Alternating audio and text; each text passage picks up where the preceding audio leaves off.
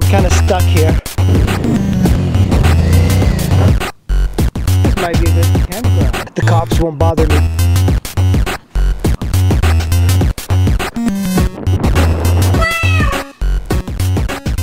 Just took my first crash here. So I think I have most of everything. I have to stop and get gas, pick up Nalini, maybe tie this up.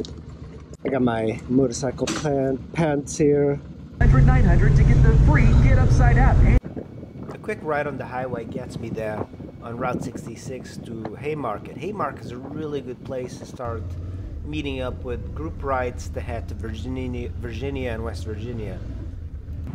The first leg of the ride is going to be highway to Route 211. I usually take back roads, but it's probably a good idea to do highway to 211 and get a lot of the miles down so we can get to Seneca Rocks quickly. Route 211 in Sperryville is it's a pretty good place to ride. It's not a great road, but a lot of local riders go there. And that RC51 sounds good. I love that bike. Route 11 used to be extremely popular for motorcycling like 10 years ago. And then all of a sudden the cops started to come in and shoo away all these motorcycles. And what happened is that this happened to be a lot of the economy of the area. It was all of these weekend warriors that came to Sperryville, and they would like stop and eat at restaurants and stuff like that. So after this happened, they shooed away all these motorcycles. 211 kind of became deserted. A lot of businesses left, so they started hurting for money. And right now there's like no economy down there. Take Deals Gap for example. They made it a cottage industry just from that road, and they could have done this with 211 if they wanted, because it had all these guys from DC with lots of money going there every weekend. But Virginia did not want it, so they shooed away all of these guys, and that's what happened. Businesses went out of business. After 211, I took the lead, and I wanted to show these guys back roads all the way to Route 33. You don't have to get on the highway at all to get to 33, but a lot of people just take the highway there. Sure, it's the fastest way to go, but these are the countryside roads that I really like riding, and they're completely isolated, and you can get to 33, and it drops you right before the twisty section. This is a pretty good view. Can you imagine like the houses over there hanging off the cliffs? Sometimes when you ride with a new group of riders, you don't know their level of expertise, but these guys were really, really good. Riding with a group of guys that we met in Virginia, and we're riding to Seneca Rocks. And grunt of a twin and the high rev of a 4. That's interesting that it's a 3-cylinder.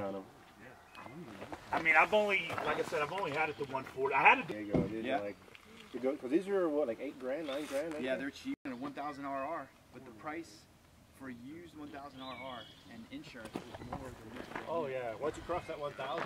Yeah, but this is a 900, and this can keep over there. No. Put a passenger on it, they're just gonna. Once in a while I'll open up the V-Strom, and this is on the road to Route 33. Right here, I am completely throttling it. I got the stock gearing this time, so it's moving like a V-Strom should. The one thing I gotta fix is that heated grip that moves around on me. That's a really cool area. This is near Folks Run, Virginia.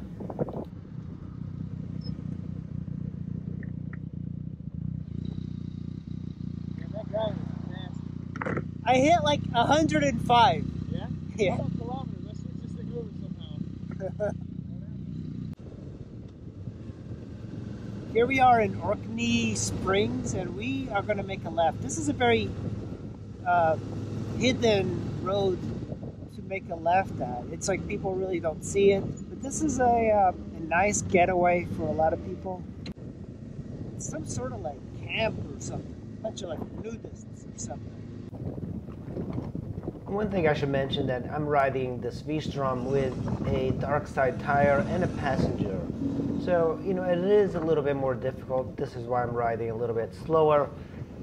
But it still handles really well. Like, most people really are scared of these dark side tires. So I let these guys pass on Route 33. This is Route 33, and it's a really great road. Probably one of the best roads in the entire area.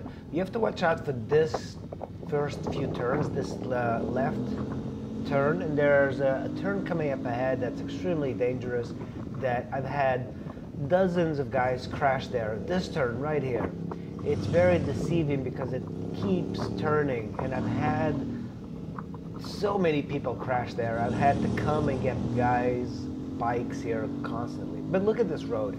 It is beautiful. It's perfectly, you know, manicured. There's no gravel anywhere on the road. You can hit pretty good speeds. This really should be what 211 is. This has become a destination road for the DC Metro area riders and like everywhere in the area. What I need to do is give this road a name, something like the Dragon's Butthole or something that's clever. I'll work on the cleverness part, but if I marketed this road, I bet I could get more riders just to come here and experience this road. But then again, why would I want more riders to come here? Like, I could keep this road basically all for myself.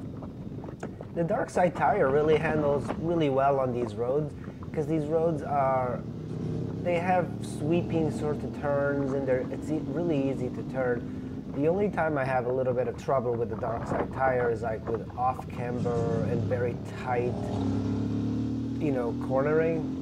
But the V-Strom, you know, it keeps up pretty well with these guys, and they're on much faster bikes and regular motorcycle tires. There's also a lot of off-road riding near here. If you're into like dual sporting, you know, you can bring your trailer and bike here and park and then explore a lot of the fire roads in this area. It's funny, when people look at motorcycles riding like this, they think they're being reckless, but you're really in, you know, full control of the bike. The only problem is like if there's like gravel on the road, because you can see through it, and a motorcycle is just so much more intuitive and natural than a car. You don't really fight gravity in a motorcycle as much as a car. And you just kind of go with the flow. Like right now there's like no traffic in front of us. We're moving really well, like we're not, you know, going like triple digits, but in this area, like you can have fun like going 50, 60 miles an hour in these turns. And they're just very easy to ride. This is a great area because right now we're on the Virginia side, and once we crest the very top of Route 33, that's when it becomes I hate it when West I get Virginia. stuck behind the car.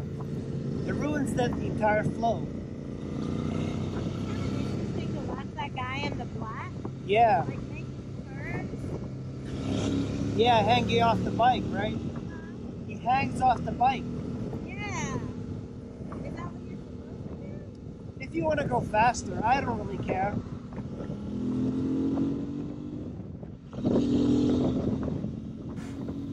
Hanging off the bike does look really cool, but for street riding, I find it that you don't really need to do any of that. It is much easier to hang off a bike that's a sport bike too, because the seat and the geometry of the sport bike just makes it much easier to like move your body around.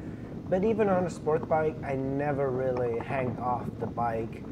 And this is more because I'm more of a street rider, and I just don't feel the need to push myself. It's nice that this car let me through. Yeah, I don't feel the need to hang off the bike at all, and I can do fairly well on you know, speed and everything. If I do want to get that extra speed through corners, I will hang off because I don't want any of my hard parts on the motorcycle dragging. It used to be like on a sport bike, I would drag pegs all the time, and that was almost like a point of pride.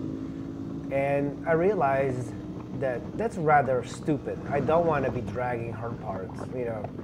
What's the point? So this is the reason maybe that I would start moving my body weight to each side of the corner that I'm taking so I don't drag hard parts. It's you can definitely take more speed through the corners if you do this. So this is the big parking lot before you switch to West Virginia. And it's kind of a dangerous area because you have to watch out for cars. Like, for example, this one, you can't really see. One thing that you guys should do is when you crest this top of the hill, slow down because there's cars going in and out.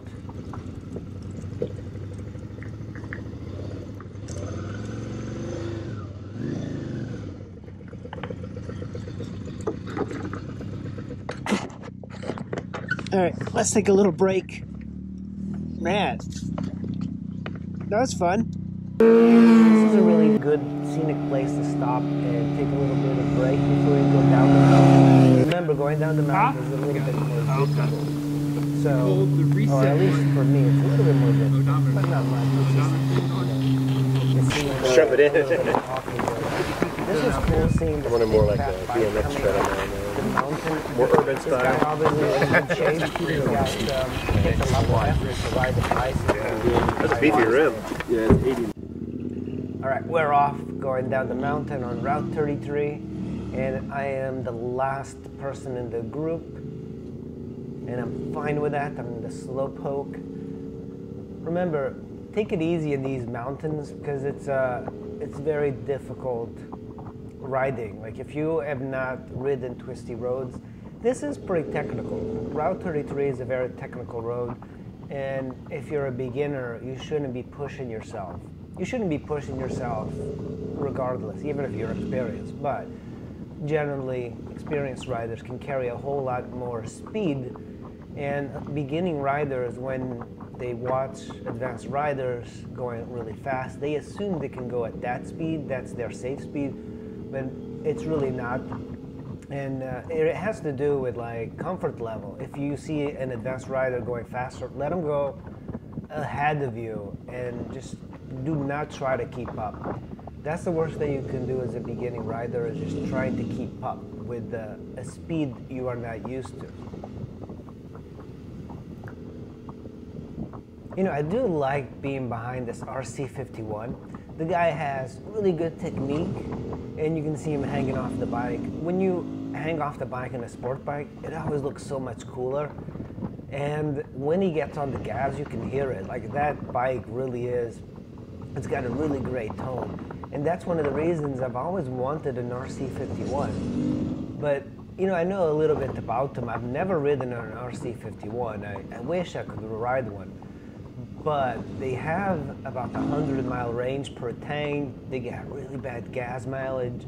But they are very much like a collectible bike, because people just can't get them anymore. And these bikes were used for track riding quite often, so a lot of times they've been crashed and rashed, and their parts are very difficult to come about because the bike has become so rare. So if you have a really good example of an RC51, just message me, because I'd be interested in buying it.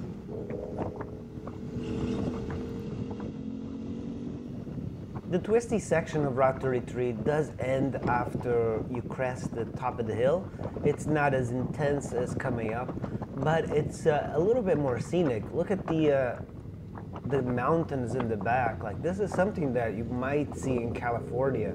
It almost feels like you're in the canyons of California instead of the East Coast. The East Coast is rather dull to ride. I don't know if you guys have ridden a lot. It's all forested, you can't really see for very long. This is kind of like a gem in the area. You do have to go pretty far out, but it's really worth it. As a motorcycle rider, this is worth going and riding. It does have a couple places where you can pass cars, but you have to be careful because, you know, there's not a lot of turning space. It has like a bunch of places where car drivers can pull over, but I find that people in this area do not pull over very much. Also, you don't often find police or state troopers in Route 33, so a lot of people tend to go pretty fast there. But remember, if you crash, it's going to be quite some time before an ambulance gets to you. There's really not that much, services in this area. There's no cell, there's nothing. I've had guys crash, and I had to go to Harrisonburg to get an ambulance. I've had to follow them down. It is pretty tough. Like, it is not a place you want to crash, because it could be, an hour or two before emergency vehicles come to you. I don't think people realize, but it is very dangerous to crash here. And imagine you just hit a tree or something like that, you could be seriously hurt. And I've had to go on multiple occasions to hospitals with riders because they've crashed here.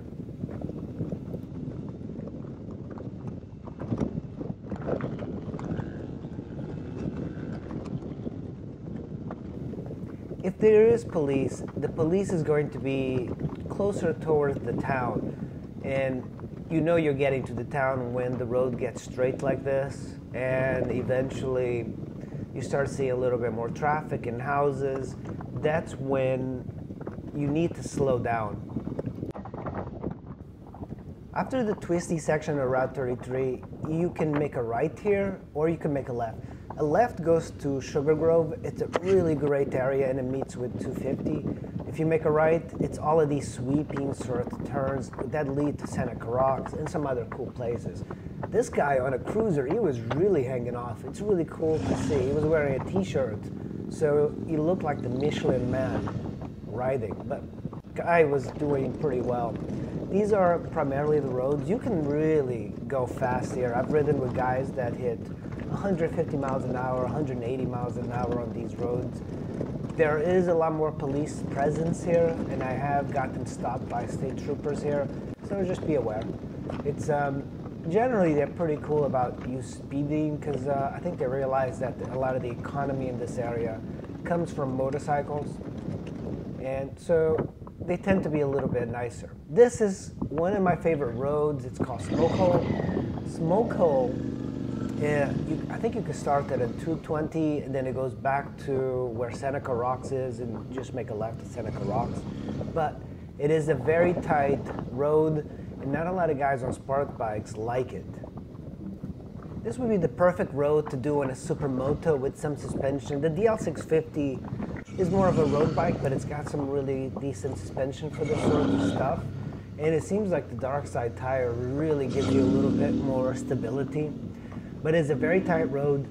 You don't want to hug the middle. You want to make sure that when you're riding that you can see through the turn, because there's traffic coming the other way, and if it's a car, it's going to use a lot of the road, and you want to make sure you have an out, so you can, safely maneuver. And I've had like cows on the road on here. I've had like just car stops, so just be careful. This road leads to Seneca Rocks, really, and then you just make a left and you're in Seneca Rocks. It is quite, it does drop you off a little bit north of Seneca Rocks, so that's something to kind of watch out for, because it'll put us a little bit late in Seneca Rocks for lunch. Finally, Seneca Rocks. This is what it looks like.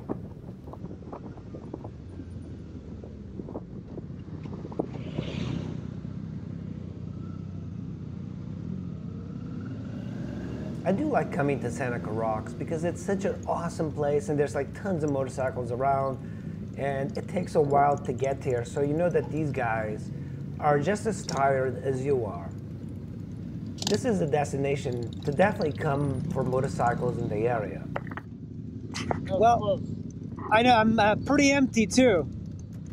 This is the only gas pump here, so we can like eat now and fill up, or whatever.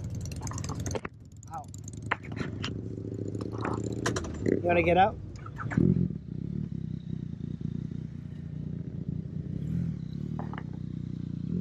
I guess they're all filling up, so I think I'll fill up too. Do you want to eat here?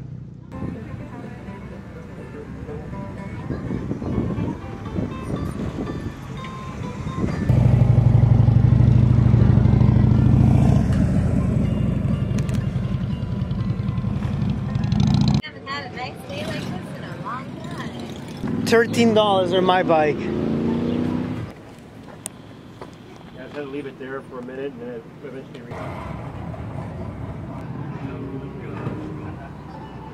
Communicating to each other. They After got lunch, it was helmets. time to head out. And They this have, time we just helmet took speakers to talk to each 220 to Moorfield and then Route 55.